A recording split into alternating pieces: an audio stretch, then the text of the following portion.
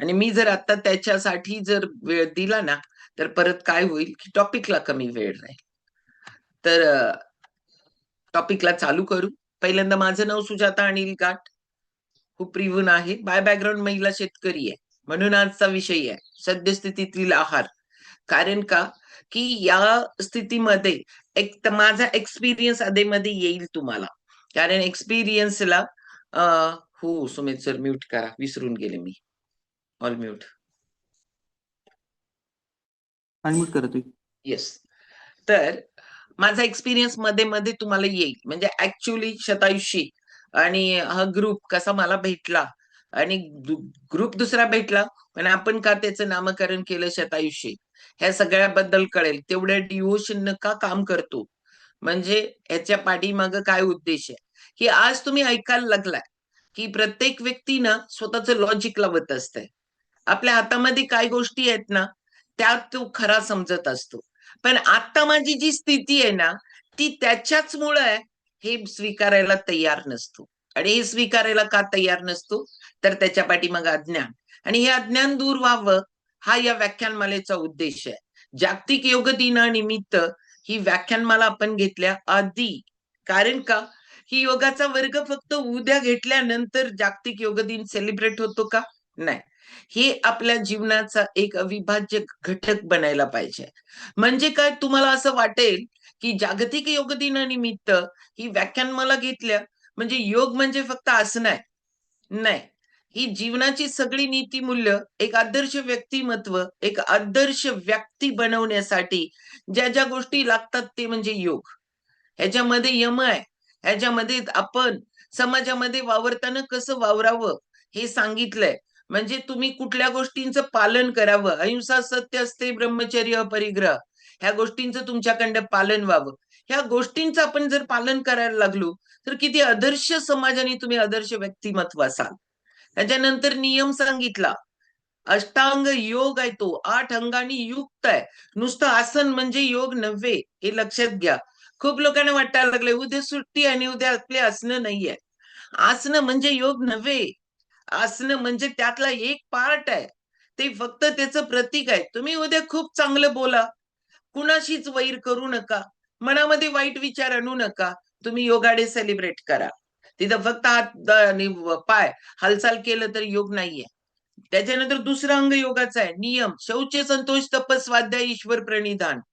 हे तुमच्या मार्फत झालं तर तुम्ही स्वतः ते नराला नारायण बनवण्यासाठी ज्या गोष्टी आवश्यक आहेत ना, त्या नियमांमध्ये सांगितल्यात. मस्तपैकी असं व्यक्तिमत्व बना की तुमच्या जवळ आल्यानंतर असं वाटायला पाहिजे की अरे, मला या वातावरणात या व्यक्तीला भेटल्यानंतर मला स्माइल द्यावी वाटायला पाहिजे. म्हणजे समोरच्याच्या चेहऱ्यावर आनंद निर्माण करण्याचं सामर्थ्य तुमच्यात आहे. आणि ते तुम्ही, हे अष्टांग योग आहे ना, याचं पालन कसं कराल त्याच्यावर डिपेंड आहे. नियम. तिसरं अंग आहे आसन. ह्याच्यामध्ये तुम्हाला ज्याच्यामध्ये स्थिर वाटतं, सुखकारक वाटतं ते आसन. कुठलंही लई अवघड अवघड असणं करणारी लोकच योगी असतात का? नो. तुम्ही सकाळी योग संजीवनचा वर्ग करा. पाठीवर झोपल्यानंतर एवढ्या क्लास म्हणजे हालचाली करून घेतायत. मालतीताई, मोळके सर, शोभाताई, शैलाताई एवढं छानपैकी वर्ग घेतायत ना, तर ती साधी सिंपल सिंपल आसनं सुद्धा तुम्हाला आनंद देतायत. आणि याच हे म्हणजे आसन आहे. प्राणायाम चौथं अंग आहे. सिंगल डिव्हाइस वर या डबल वर कोण असाल तर, कारण का की आपली लिंक फुल आहे, त्याच्यामुळे जरासं एक सिंगल सिंगल डिव्हाइस वर या. कारण मी अजून टॉपिकला सुरुवात करणार आहे. ह्याच्यानंतर आहे प्राणायाम, प्राणशक्तीवर नियंत्रण आणणं म्हणजे प्राणायाम.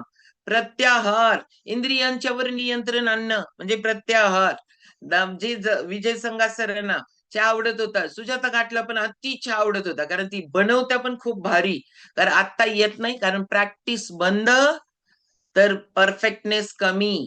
त्यामुळे माझ्याकडे चहा प्यायला लोक येत होते, आता माझ्याकडे अफ्रेश प्यायला लोक येतात, कारण तेवढं भारी मी बनवतेच अफ्रेश. इथं मला सगळे म्हणतात घरात असं लागत नाही. घरात असं लागत नाही, कारण त्याच्यामध्ये आम्ही आमचा जीव पण लावतो, म्हणून तो इथं भारी लागतो. कारण ज्या गोष्टीचं प्रॅक्टिस कराल ना, संघात सरांनी प्रॅक्टिस केली, त्याच्यामुळे प्रत्याहार, इंद्रियांच्यावर नियंत्रण यायला लागलं, कळायला लागलं. ज्ञान तुम्हाला प्रत्याहाराकडं जास्त आकर्षित करतं, म्हणून ज्ञान अपडेट करा. आणि हे म्हणजे प्रत्याहार. आणि मग त्याच्या पुढचं आहे धारणा ध्यान समाधी. गल्लत करतात लोक, पहिला धारणा का पहिला समाधी? नाही, धारणा पहिला, ध्यान नंतर. पहिला मनाची एकाग्रता, मग मनाची एकतानता, आणि मग मनाची एकरूपता. कशाशी? त्या भगवंताच्या गुणाशी, या युनिव्हर्सशी तुमची एकरूपता म्हणजे आपली समाधी. समाधी म्हणजे तुम्ही म्हणाल मरण नो, तुम्ही एखाद्या गोष्टीमध्ये तंद्री लागती ना आपली, ती तंद्री म्हणजे समाधी. म्हणजे आपल्याला ना स्वला विसरता यायला पाहिजे. ते खरं खरं मोक्ष, मच अक्षय होणं म्हणजे मोक्ष. हे आहे सगळा योग, आणि हा साधायचा, हे आपलं सगळ्यांचं ध्येय आहे. हा मानव जन्म मिळालाय ना, तो असाच नाही मिळाला. किती योनीतून आपण मानव जन्मात आलोय, तर त्याचं कल्याण व्हायला पाहिजे, त्या शरीराचं पोषण व्हायला पाहिजे. तुम्हाला जर कल्याण करायचं असेल ना तुमचं, तर तुम्हाला एकच गोष्ट तुमच्या बरोबर शेवटपर्यंत जाणार आहे, ती म्हणजे तुमचं शरीर. ह्या शरीराच्या माध्यमातूनच तुम्हाला या सगळ्या गोष्टी करता येणार आहेत. विदाऊट शरीराच्या माध्यमामुळं, शरीर जर तुमच्या जवळ नसेल तर तुम्ही काहीच नाही करू शकत. कारण का? आपल्याला त्याच्या माध्यमातून 6 पुरुषार्थ साध्य करता येतात. धर्म अर्थ 4 पुरुषार्थ साध्य करता येतात. धर्म अर्थ काम आणि मोक्ष. आणि हे सगळं साध्य करायला शरीर एकच माध्यम आहे, आणि त्यामुळं त्याची गल्लत कोण करू नका. आणि या शरीराचं भरण पोषण होतं ते फक्त आणि फक्त अन्नाच्या माध्यमातनं. आणि आपल्याला आपलं शरीर फ्री मध्ये भेटलंय आई वडिलांकडून. त्याची किंमत स्वतः आपण नाही मोजलेली. त्यांनी आपल्याला या लेवल पर्यंत आणून ठेवलं, आणि ते अजून पण आपली एवढी केअर करतात. म्हणून त्यांना भगवान मानलं जातं, आई वडिलांना. पहिले गुरु, पहिले भगवान, काही असेल ते आपल्या दृष्टीने आपले आई वडील असतात. कारण का? की त्यांनी किती 5 फूट 5 इंचची सुजाता गाठ तयार करूच तोपर्यंत किती काळजी घेतली तुमची. त्यामुळं एवढं सगळं त्या व्यक्तिमत्वानं केलेलं असतं. आणि मग आपल्याला त्यांना कमी पाडून सगळं घातलंय, आणि आपण पण हेच करतो. पण याच्यासाठी सिलेक्शन चुकतं. आपल्याला वाटतं दुनियेतलं, मी खूप व्याख्यानं देते आहाराची, माझी 1000 पेक्षा जास्त व्याख्यानं झाली असतील. त्यावेळेला ज्यावेळेला व्याख्यान देत असते ना, त्यावेळेला पालकांना एक वाटतं की मला जे मिळालं नाही ते माझ्या मुलांना मिळावं, मला जे भेटलं नाही ते माझ्या मुलांसाठी व्हावं. आम्हाला लहानपणी ब्रेड बिस्किट भेटला नाही म्हणून मी माझ्या पोरांना रोज एक बिस्किट पुडा खायचा आग्रह करतो. इथं प्रेम ठीक आहे, पण इथं अभ्यास चुकला. इथं ज्ञान कलेक्ट करायचं चुकलं. म्हणजे तुम्हाला जे भेटलं नाही त्या गोष्टी तुम्ही मुलांसाठी करता, पण त्या योग्य काय अयोग्य हे चेक करणं गरजेचं आहे. आता तरी डोळे उघडणं आपलं गरजेचं आहे. कारण जर आपण आता नाही डोळे उघडलो, तर मी तुम्हाला सांगते की आपल्या नेक्स्ट जनरेशन सगळं खोकला होत चाललंय. आणि याचं मेन स्थिती आहे, आणि ती म्हणजे ऍज ए प्रोग्रेसिव्ह फार्मर, मी सुजाता गाठ, महाराष्ट्र शासन जिजामाता कृषी भूषण आहे. 40 एकर शेती मी माझी आणि माझ्या धीरांची सगळ्यांची मिळून करत होते. एकाच ठिकाणी नाही, मी जवळपास 6-7 किलोमीटरवर पण माझी शेती आहे. आता माझ्या मोठ्या धीरांकडे आहे, ती पण शेती करत होते. आणि फुल उत्पादक, ऊस उत्पादक, भाजी उत्पादक, फळ उत्पादक, धान्य उत्पादक शेतकरी आहे. मी तुम्हाला सांगते, मी शेती ही एवढी एवढी एवढं केलंय ना, एवढं केलंय त्याच्यामध्ये. आणि मला नवीन गोष्टी शिकायची अति आवड. आणि त्याच्यामुळं ह्या गोष्टी शिकून 40 वर्ष म्हणजे जवळपास 36 वर्षापूर्वी माझ्याकडे ड्रीप इरिगेशन आहे. म्हणजे 35-36 वर्षापूर्वी हे आहे स्प्रिंकलर. ज्यावेळेला नवीन आला तो पण आमच्या ड्रीप इरिगेशन, तेही तेव्हापासून आहे. म्हणजे या प्रत्येक गोष्टींचा आपल्याला, तुम्ही म्हणाल मध्ये मध्ये सारखं सारखं का प्यायलाय, म्हणजे ओठाला ओठ जरासं ते वाळल्यासारखं होतात, कारण कंटिन्यू लई बोलते म्हणून. नाहीतर तुम्ही म्हणाले एवढं झालं की पिताय. ते दाखवायचं पण आहे तुम्हाला, याचीच ताकद आहे ती, आणि ते पण तुम्हाला दाखवायचंय मध्ये. तर आपल्याला ना एवढं सगळं ऍडव्हान्स करत असताना मला प्रत्येक गोष्टीचा अभ्यास करायची सवय आहे. आणि त्याच्यामुळं अज्ञान काय करू शकतं, आपल्याला प्रत्येकाला वाटत असतं की मी लय भारी खातो, माझ्या घरात सगळे क्वालिटी आणतो आपण. क्वालिटी सिलेक्ट करणे हे तुमच्या हातात आहे. शेती घेऊन शेती करणं हे तुमच्या हातात नाहीये. तुम्ही किती पण सांगा की मला माझी शेती 100% मी सेंद्रिय करायला लागलोय. आता नाहीये. पूर्वीच्या लोकांचं एवढं हेल्थ चांगलं होतं. आता काय झालं? आता उलट सदनता आली. एवढं यांत्रिकीकरण झालं. एवढं सगळ्या दृष्टीनं सगळं चांगलं झालंय. तर मग आरोग्य वाढायला पाहिजे होतं ना, आयुष्य वाढायला पाहिजे होतं, आयुष्याचा स्तर वाढायला पाहिजे होता, मेडिसिन फ्री लाईफ आपण जगायला पाहिजे होतो. मी तुम्हाला सांगते, बीपी, शुगर, थायरॉइडच्या जर गोळ्या बंद झाल्या तर किती लोक मरतील? विचार करा. जर इथं सायन्सनं तुम्हाला जर मदत केली नाही तर किती लोक मरतील? एवढी औषधं एवढे होतं का पूर्वी? आता नव्हतं. आता किती आहे बघा. एक हुपरी उपरी परिसरात एक मेडिकलचं दुकान होतं, एक. कुणाला जर गोळ्या आणायच्या झाल्या तर माझ्या घरात येऊन चिठ्ठी द्यायची, आम्ही शाळेला जायचो, माझं एवढं गोळी घेऊन ये म्हणून.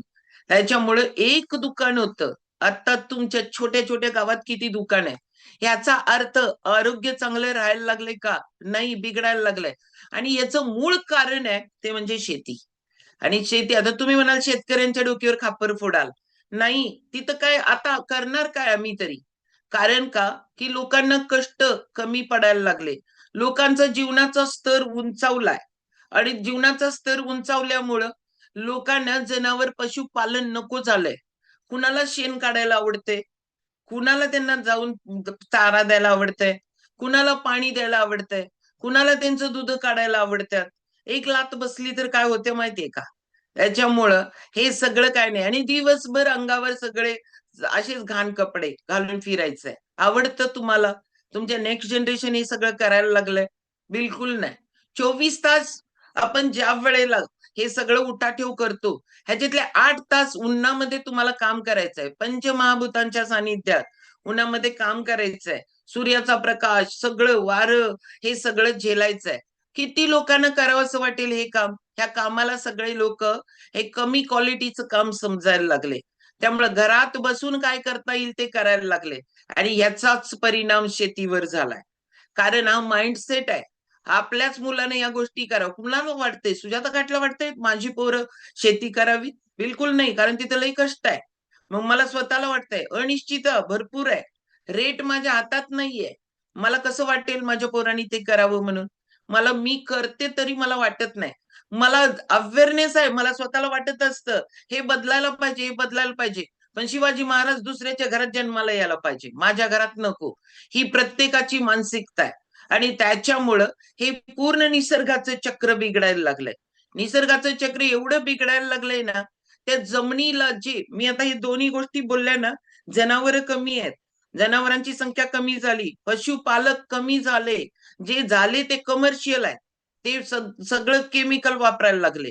आणि त्याच्यामुळं ती जी गुणवत्ता पाहिजे, जी क्वालिटी पाहिजे, ती क्वालिटी जर तुम्हाला भेटली नाही तर तुमचं लाईफ क्वालिटी असूच शकत नाही.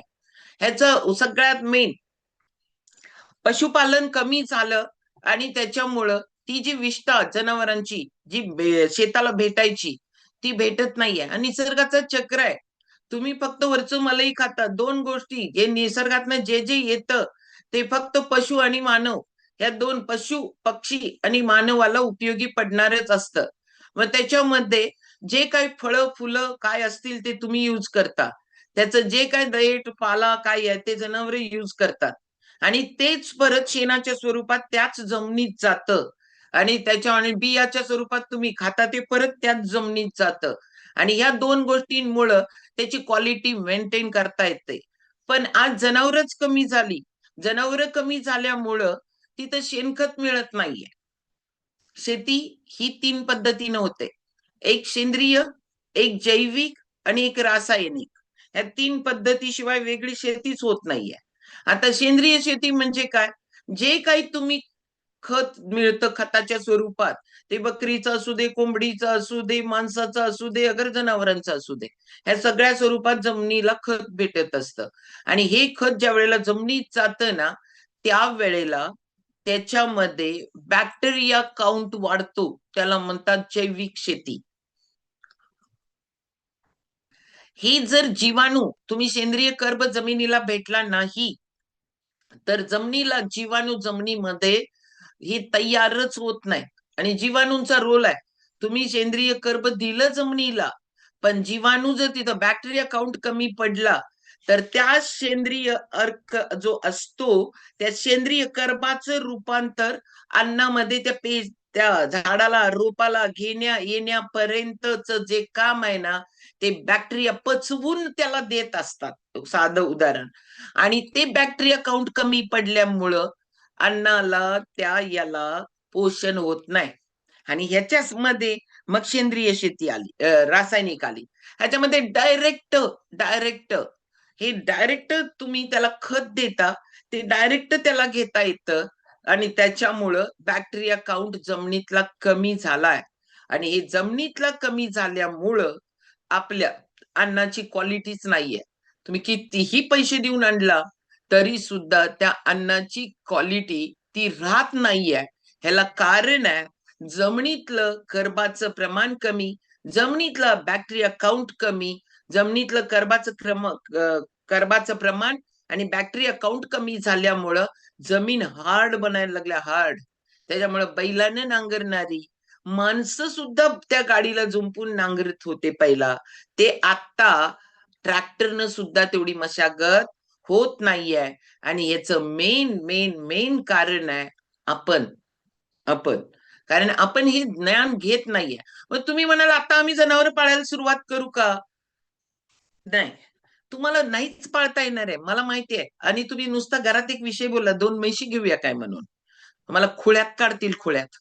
बांधणार कुठं, करणार कोण, त्याला तो जो म्हणून मी कायम बोलते, जर का गवळ्याकडं नव्हे एका शेतकऱ्याकडं दूध घेत असाल तर त्याला 2 रुपये ज्यादा द्या. कारण का की तो तुम्हाला शुद्ध तिथपर्यंत आणून द्यायला लागलाय. त्याच्या पाठीमाग कष्ट काय आहेत ते तुम्हाला माहिती नाहीये. मी या सगळ्या गोष्टी केल्यात म्हणून सांगायला लागले. अति कष्ट आहेत त्याला. कारण त्या सगळं अशी एक म्हशीनं शेपूट मारली ना, दिवसभर अंगाला घाण येतोय वास. माहितीये का तुम्हाला? त्याच्यातच राहतात ते. नुसता असा हात पाय उचलला आणि कुठेतरी अंगाला लागलं किती पण धुवा, लवकर स्वच्छच होत नाही ते. त्याच्यामुळं काय स्थिती असते. म्हणून मला सारखं वाटतंय गवळ्याला किती म्हणल शेतकऱ्याला किती म्हणल तेवढं द्यायला पाहिजे. नाहीतर केमिकलच खाणार आहे तुम्ही. एवढे मिटक्या मारून खातो हॉटेलला जाऊन पनीर. बघा किती काय काय गोंधळ चाललाय तिथं. आणि एवढे पैसे देतो आणि कधी डोळे उघडणार आपण? उघडा जरा, आजूबाजूला बघा काय कंडिशन आहे शेताची. ही सद्यस्थिती तुम्हाला नाकारताच येणार नाहीये.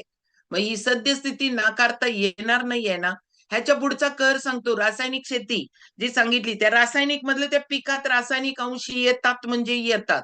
आणि तेच रासायनिक अंश जर आईच्या दुधाचा रिसर्च केला तर ते आमिर खान जी सत्यमेव जयतेचे हे आहेत बघा एपिसोड, ते ऐका. त्या दुधात पण ते अंश सगळे यायला लागले. हे कशाचे यायला लागले? ते आई जे खात्यात त्यातले यायला लागले. म्हणजे हे पूर्णपणे रासायनिक जे घटक आहेत ते त्या अन्नात यायला लागलेत. आणि त्याचा परिणाम आपल्या सगळ्यांच्या आरोग्यावर चाललाय. सगळ्यात मेन महत्वाचा अजून एक मोठा रोल आहे. आणि तो म्हणजे पेस्टिसाइड फंगिसाइडचा. ह्या पेस्टिसाइड फंगिसाइड असतात ना, त्या प्रत्येक बॉटलवर लिहिलेलं असतं. हे शेतकऱ्याला माहिती आहे. आणि औषध कंपन्यांना पण माहिती आहे. आणि सगळ्या व्यवस्थेला माहिती आहे की औषध फवारल्यानंतर 15 दिवस ते प्रॉडक्ट यूज नाही करायचं आहे. पण आता याच्यामध्ये शेतकरी हा पिकाचं संगोपन करण्यासाठी, त्याचं संरक्षण करण्यासाठी त्याला तो स्प्रे द्यावा लागतोय. आता विचार करा, वांग्याला स्प्रे दिलाय आणि आता ते 15 दिवस जर तोडलं नाही तर त्या वांग्याचा भोपळा होईल तिथं. तो कसा करेल? आणि ते एकच वांग सगळं पोषण मूल्य घेतलं तर वरचा शेंड्याला काहीच येत नाही त्याला. वर त्याचं झाड ते खुंटायला लागतं. कारण का की ते सगळी पोषण मूल्य हे एकच वांग 15 दिवस स्प्रे मारले, तोडायचं नाही आता म्हणून ठेवलंय. त्या झाडात काहीच सत्व राहत नाही. कारण ते वांगच मोठं होतं. आणि मार्केटला ती वांग तुम्ही घेणार आहे का 15-15 दिवसानं तोडलेलं? इम्पॉसिबल गोष्ट आहे आता ही. शेतकऱ्याला रोज भेंडी तोडायला लागत्या, काकडी रोज तोडायला लागत्या, मॅक्झिमम एक आड एक दिवस. वांगी रोज तोडायला लागतात एक आड एक दिवस. दोडका रोज तोडायला लागतो जास्तीत जास्त एक आड एक दिवस. 2 दिवस नाही तोडला तर तुम्ही घेणार पण नाही ते. मग तुम्हाला ते 15 दिवसाच्या स्प्रेचं काय करायचं? गेलं का बसनात ते सगळं. आणि हे सगळं तुमच्या अन्नात यायला लागलंय. हे पेस्टिसाइड, हे फंगीसाइड जेवढ्या प्रमाणात स्प्रे करायला पाहिजे ते जे प्रमाण सांगितलंय ना, ते प्रमाणात त्याला पण रेजिस्टन्स आलाय त्या सगळ्या औषधांचा. आणि ते प्रमाणात जे स्प्रे द्यायला लागतो, 1 लिटरला 1 मिलीवर जे काम चालत होतं, ते 1 लिटरला 3 मिली लागायला लागलं. कारण का, की त्या वनस्पतीनं, माणसाला पण औषधांचे रेजिस्टन्स असतात माहितीये का? चेक करतात. आणि थोड्या दिवसानं कुठलीच औषधं माणसावर चालणार नाहीत. तोपर्यंत सायन्स प्रगती करते, नो टेन्शन.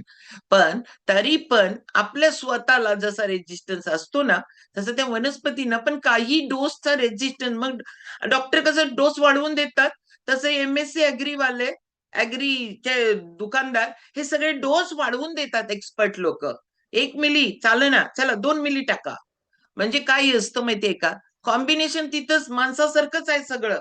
हे दिल्यानंतर त्याला काय होणार आहे आणि त्याच्यासाठी परत त्याच्यात ते मिक्सिंग आहे. ऑल सगळं आपल्यासारखंच असतं तिथं पण. त्याच्यामुळं हे पेस्टिसाइड, फंगिसाइड लई पोटात चाललेत आपल्या. मग आपल्याला स्वतःला, तुमच्या हातात एकच गोष्ट आहे आणि ती म्हणजे स्वतःची कार्यक्षमता वाढवा. स्वतःची क्षमता वाढवा. भगवंताला माहिती होतं, तुम्ही हे सगळं असं होणार आहे. इन फ्युचर तोच आहे ब्रह्मांडाचा निर्माता. त्याला हे सगळं माहिती होतं. हे इन फ्युचर काय काय आहे आणि आपण काय करणार आहे. त्याच्यामुळेच तुमच्या बॉडीमध्ये एक मस्तपैकी एक ऑर्गन दिलाय आणि तो म्हणजे लिव्हर. हे लिव्हर आहे ना, ह्याची केअर करा.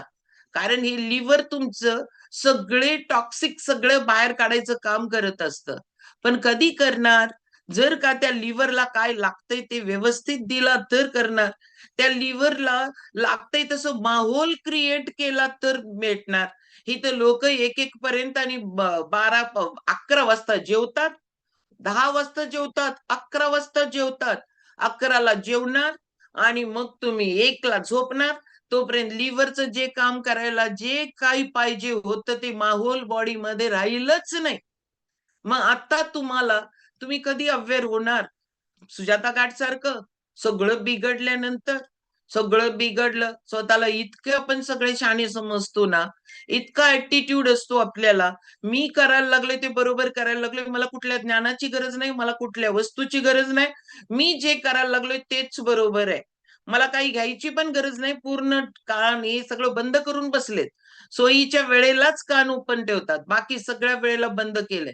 जागे व्हा. आम्ही सांगतोय ते करा, अगर न करा. पण मी तुम्हाला सांगते, की प्रॉब्लेम आल्यानंतर ना आपण लई शहाणे होतो. पण प्रॉब्लेम आल्यानंतर चान्स भेटेलच याची गॅरंटी नाही. प्रॉब्लेम येण्याच्या आधी या बॉडीची कदर करा. ह्या बॉडीला लागतं ते द्या. तुमच्या हातात आहे त्या गोष्टी द्या. जे देता येतं ते देऊन त्याची कदर करा. जर तुम्हाला माहितीच नसेल, अज्ञानामध्ये माफ होतं चूक. 18 वर्षाच्या खाली खून केल्यानंतर आपल्याला शिक्षा होते. मला माहितीच नव्हतं. जजमेंटला तुला माहिती नव्हतं, जा आता. असं कधी होतं का? नाही होत ना. तुम्हाला माहिती नव्हतं म्हणून काय शिक्षा व्हायची राहत्या का? नाही. मग तुम्ही म्हणाल माझं अज्ञान, मला माहितीच नव्हतं. माहिती नव्हतं कसं? देवानं बुद्धी दिल्या. सद सद विवेक बुद्धी दिल्या. चांगलीच दिल्या. तुम्ही त्याच्यावर आलेली काजळी जर पुसायचं काम नाही केला, तर त्याला भगवान जबाबदार नाही, आपण जबाबदार आहोत.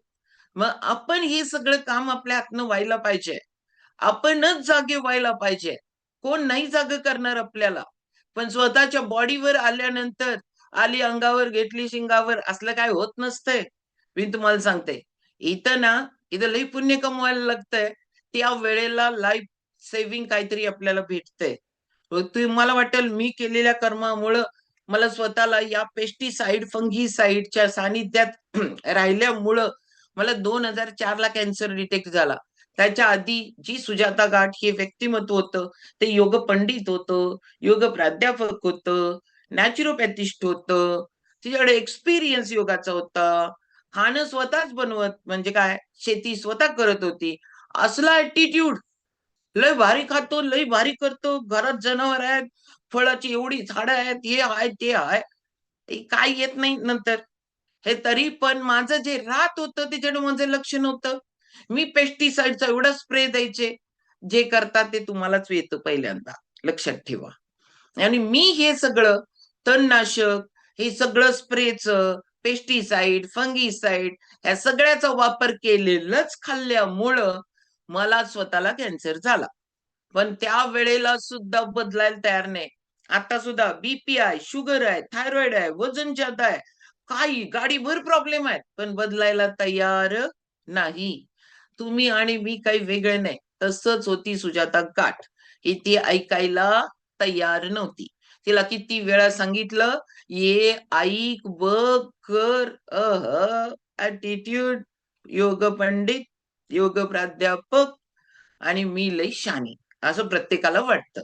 तसंच होतं ही सुजाता गाठ व्यक्तिमत्व. आणि त्याच्यामुळे ते बदलायलाच तयार नाही. घड्याळ सुमित सर मला टाइम सांगा, नाहीतर मी अशीच जाते. तर आपल्याला हे माझ्या बाबतीत होतं. आणि त्याच्यामुळं नंतर पण बदलायला तयार नाही. ज्याच्यामुळे झालाय ते पण बदलायला तयार नाही. शेती मात्र माझ्या घरच्यांनी चेंज करून टाकली. बिलकुल फुलं नाहीत, बिलकुल भाज्या बिज्या काही करायच्या नाहीत, डायरेक्ट ऊस, दुसरं काहीच करायचं नाही. पण मला स्वतःला ना सारखं माझा जीव डोकावायचा. बोधावर करूया काय, ह्याच्यावर करूया काय, झेंडू लावूया काय.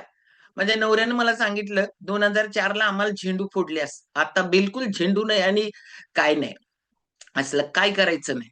आणि त्याच्यामुळे आज तागायत हे बाकीचे ज्याला पेस्टिसाइड ज्यादा आहेत, ज्याला फंगीसाइड ज्यादा यूज करायला लागतंय, त्या वापरत नाही. आणि मी आज म्हणजे मला जे लाईफ भेटले ना, ते मला मी आज तुम्हाला एवढं पोट तिडकीनं सांगालोय ना, त्याच्या पाठीमागे उद्देश आहे. हाय त्याचा सांभाळ करा. गेल्यानंतर भेटलच असं नसतंय ते. कारण तुम्ही आहात तर सगळी दुनिया आहे. स्वतः सगळ्यासाठी करतो, पण स्वतःसाठी काय करतो आपण? काहीच नाही करत. ना स्वतःला वेळ देतो, ना स्वतः. मी बिझनेस करणार, मी शेती करणार, मला शेतीत उत्पन्न वाढवणार, मी त्याच्यासाठी काय लागतंय त्याच्यासाठी ऑलवेज अवेलेबल आहे. तुम्ही असाल तर ते सगळं होईल. आणि तुमच्याशिवाय दुनिया चालते एवढं लक्षात घ्या. आपण लईच वाटत असतं माझ्याशिवाय पत्ताच हलत नाही, त्या भगवंताशिवाय पत्ता हलत नाही. तुम्हाला त्या भगवंताचा अंश आहे म्हणून कुठेतरी जरा ऍटिट्यूड येतोय भगवंतासारखं आपण आहोत म्हणून.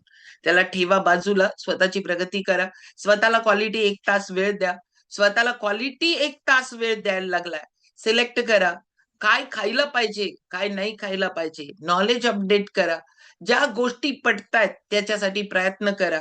खूप लोकांना आम्ही जे फ्युएल देतो याच्याबद्दल खूप लोकांना वाटतं महाग आहे, महाग आहे, महाग आहे, माझ्या नशिबात नाही, माझ्या नशिबात नाही. नाही, तुमच्या नशिबात आहे. फक्त तुम्ही स्वतः इच्छा व्यक्त करा. आज नाही तर उद्या मला हे पाहिजे आहे, हे बोला. आणि आज आमचं जे लाईफ झालंय ना, आज वय वर्ष 58, मला इतकं भारी फिलिंग आहे. सकाळी 4, 4:15 ला उठलेली असते, रात्री 10 पर्यंत फुल एनर्जेटिक असते. काहीच नाही. आणि मला हे आत्ता भेटलंय. हे जे मी गेल्या 20 वर्षाच्या पाठीमाग जी सुजाता गाठ होती त्याच्यापेक्षा न्यू व्हर्जन मध्ये, न्यू ऍटिट्यूड मध्ये. पहिला ऍटिट्यूड गेला, न्यू ऍटिट्यूड मध्ये सुजाता गाठ आहे. हे सगळ्यांना करता येतं, बदलता येतं, आरोग्य व्यवस्थित मेंटेन करता येतं. लई लई लई ऍटिट्यूड दाखवू नका. तुम्ही लई पैसे आहेत, लई मी चांगलं सिलेक्ट करतो. आम्ही पैदा करालोय तिथं. आम्ही काय करालोय ना, ते एक जमिनीतली व्यक्ती तुम्हाला सांगायला लागल्या. हे तुमच्या बाबतीत होणे मिळणं नाही. इन फ्युचर पण भेटणार नाही. तुम्हाला वाटल जेनेटिक एवढे चेंजेस आहेत बियांमध्ये, देशी वाण मिळायचं बंद झालंय. आणि जे मिळायला लागलंय त्याचा रंगरूपचं हे बघून तुम्ही त्याच्या चवीपर्यंत पोहोचत नाही. तुम्ही सिलेक्ट करता रंग बघून, त्याचा आकार बघून, त्याचं रूप बघूनच तुम्ही सिलेक्ट करता. पण त्याची चव सिलेक्ट करायला ते पहिल्यांदा आत हाय काय हेच तुम्हाला माहिती नाहीये. मग त्याच्यामुळं बाकी तुमच्या हातात ज्या गोष्टी नाहीत त्याचा ज्यादा विचार न करता तुमच्या हातात आहे, तुमच्या लिव्हरला स्ट्रॉंग ठेवा. तुमच्या लिव्हर कसं स्ट्रॉंग राहील तसं माहोल पैदा करा. त्याला काय पाहिजे ते द्या. ते स्वस्त आहे, महाग आहे याचा विचार नाही करून चालत. कारण मला विचारा, स्वतःला कॅन्सर झाल्यानंतर काय होतं ते, त्यावेळेला काय तुम्ही तयारी ठेवता ते, त्याच्यामुळं. आणि त्यावेळेच्या मनस्थिती काय असते. नुसता तुमचाच विचार करू नका, तुमच्या फॅमिलीचा विचार करा. काय कंडिशन असते त्यावेळेला. त्यावेळेला सगळं करायला तयार असतो. तर आता 1 तास काढायला तयार व्हा. स्वतः 1 तास काढा. स्वतःचं नॉलेज अपडेट करा. स्वतःला सोमवारी जो वर्ग चालू होतोय, वर्कआउट बॅच आहे, वर्ग आहे.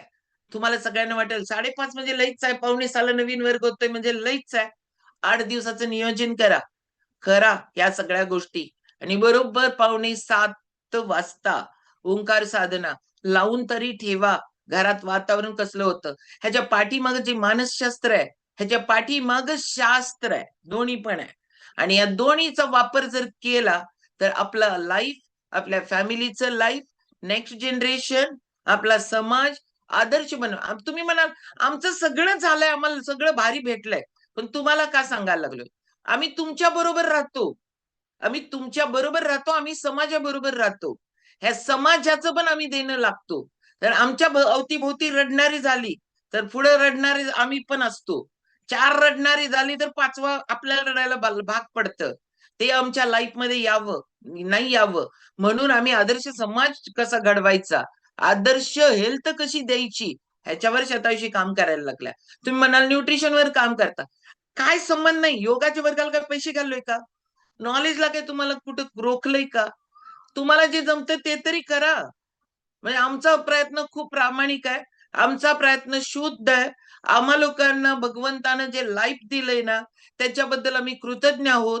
आणि हे आमच्या पर्यंतच न ठेवता हे प्रत्येकापर्यंत पोहोचवण्याची लायबिलिटी आपल्या सगळ्यांची आहे. आपण सगळेजण त्याच्यावर खरं उतरू. सोमवारची लिंक खूप लोकांना देऊ. ज्या ज्या लोकांना ही आजपर्यंतची लिंक भेटल्या, त्या लोकांनी पहिला त्यांना ज्यांनी लिंक दिल्या त्यांना थँक्यू टाका. ही मागवा, लिंक मागवा वर्गाची. त्याच्यावर पण जॉईन व्हा, ह्याच्यावर पण जॉईन व्हा. ज्या ज्या गोष्टी घेता येतात त्या त्या घ्या. जे ह्या सगळ्या घेऊन तुमचं लाईफ सुखकर व्हावं, तुमचं आयुष्य सुख, शांती, समृद्धी ह्याची भरभराट होऊ दे तुम्हाला. तुम्हाला हे सगळं शाश्वत नाही. शाश्वत एकच गोष्ट आहे, ती म्हणजे तुमचा आत्मा. तुम्हाला अगदी तुम्हाला रोज सकाळी एक पोचपावती भेटायला पाहिजे, की तू खूप भारी काम करतेस. तू खूप भारी काम करतोयस. स्वतःला स्वतःवर प्रेम करण्यासारखं कर्तृत्व, कर्म माझ्या हातनं व्हावं, ह्याच अपेक्षा तुम्ही तुमच्याकडं ठेवा. एका व्यक्तीला मदत करा, तरच तुम्हाला या सगळ्या गोष्टी होतायत. फक्त एवढ्यावर नाही थांबली, रोजच आपली व्याख्यानमाला आहे. त्यामुळे भेटणार आहोत आपण. थँक सगळ्यांना. पहिल्यांदा तुम्ही या व्याख्यानमालेला खूप भारी प्रतिसाद दिला. आणि त्याचबरोबर एक तरी व्यक्तीला आपण सगळेच